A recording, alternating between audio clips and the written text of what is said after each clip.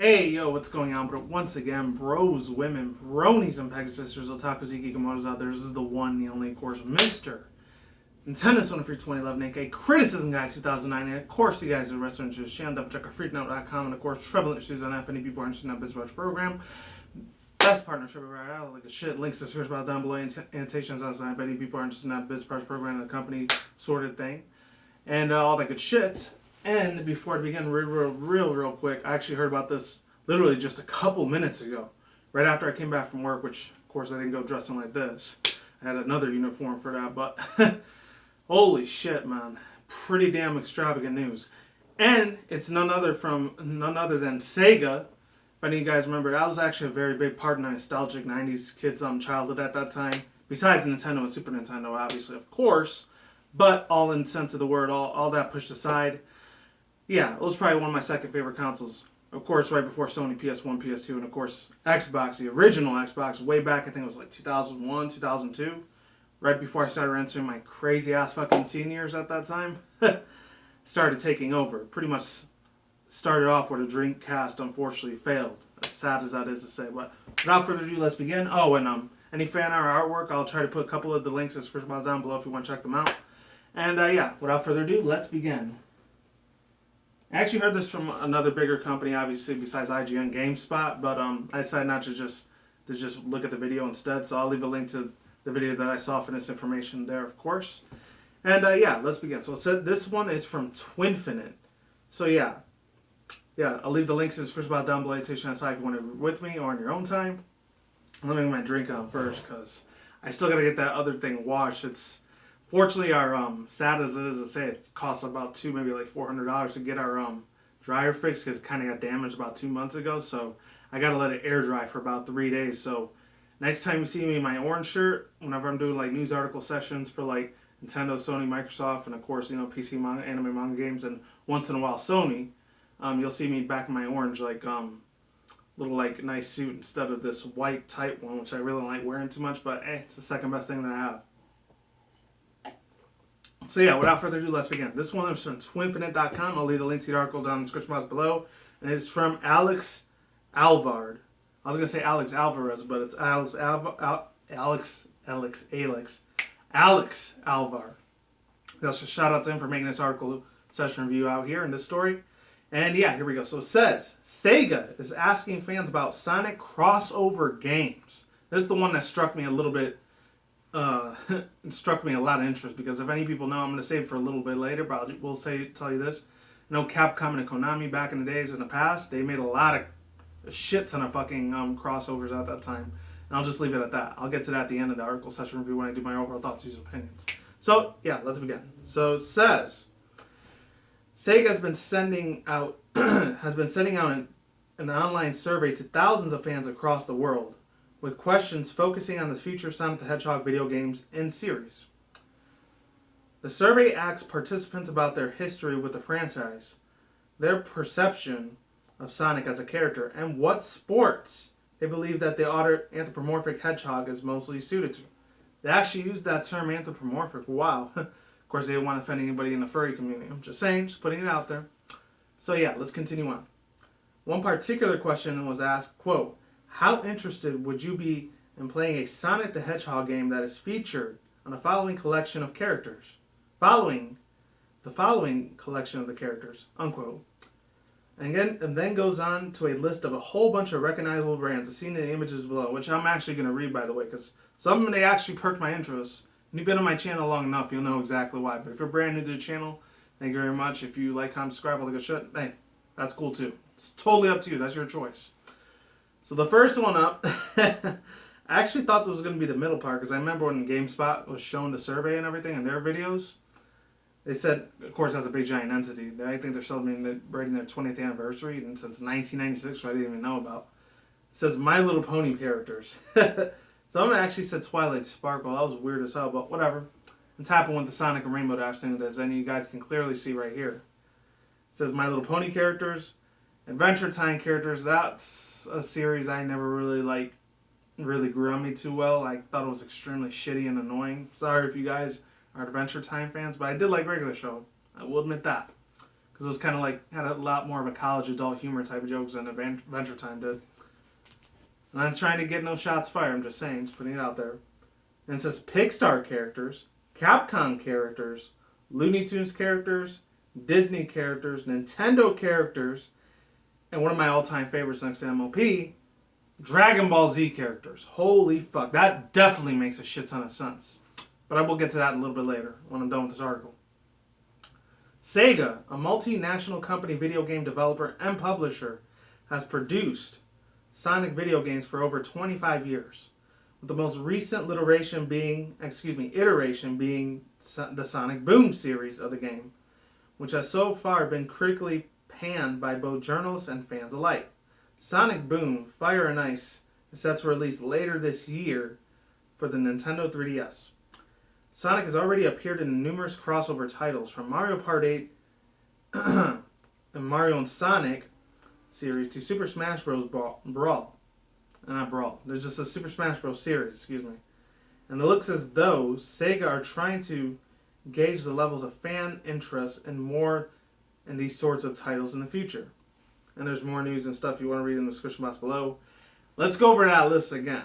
Obviously, the ones that strike me the most, besides Dragon Ball Z and My Little Pony, would be let's see, the Pixar characters I could see it going around, and definitely Capcom. Capcom and Pixar I could see definitely having a very big crossover with those two with the Sonic franchise. The one that kind of like I'm having real extremely kind of weirdish kind of vibes on. I'm not 110% agreeable with it, but I'm not like 0%, and I'm not trying to hate or bash on the franchises. The Looney Tunes characters, the Disney characters, and the Adventure Time characters. I don't know about those. The ones I feel like that work the best, this is my own personal viewpoints and standpoints and everything, is definitely the MLP ones. Most definitely the Pixar ones. Obviously, the very big three ones would be Capcom, Nintendo, and DBZ characters. Hands down. That would be absolutely fucking spectacular if that were to fucking happen. Holy shit. I would lose my mind and fanboy the hell out if the next Sonic the Hedgehog franchise video game series actually added any of those characters in. Hell fucking yeah. I'm definitely green-lit golden. I'm pure as gold. I'm just set to go. I'm lit on fire for that shit. I will definitely guarantee you. That would be definitely a great outlook. Very amazing choices that Sega would actually make their own decisions making for the fan base and giving a little bit of fan service to us fans for the franchise series. That would be absolutely spectacular, absolutely amazing, very emotionally intertwined with certain things like that, and I'd be extremely passionate for a lot of old school fans like myself. As far for the younger generation, I mean, Looney Tunes is a little bit of a different, funky franchise. It was way before I was even alive. I think it was like the 1930s, 20s, 30s, when literally Disney was just barely taking over. I think 1933, 35. Way before I was even existed, because I wasn't born until like 89. So yeah, that's a little funky. I guess it could kind of work, but I'm probably going to go a little bit more for the modern day Looney Tunes thing. When I actually used to watch a couple times, when I used to babysit my nieces and stuff like that at that time, it was a little bit annoying and kind of fucking stupid. My own personal opinion. I'm sorry if any of you guys are, especially my millennial fans out there, and my younger generation millennial fans, viewers, watchers that are watching out there, or even subscribers that are watching. I just don't really like the modern day one. You can call me old, cynical, old fire, whatever, even though I'm like 27. But it is what it is, because holy shit, man. Are you kidding me? Like, damn. I don't know. They're probably going to go more for the modern day one. I wouldn't be surprised if they would. I wish they would go for the classic, but I doubt they were ever going to do that ever again. The second one that kind of like, it kind of sort of works if they're going with Kingdom Hearts 1 and 2 type of series, and the future Kingdom Hearts 3, which is going to be, I'm hyped as fuck for, by the way.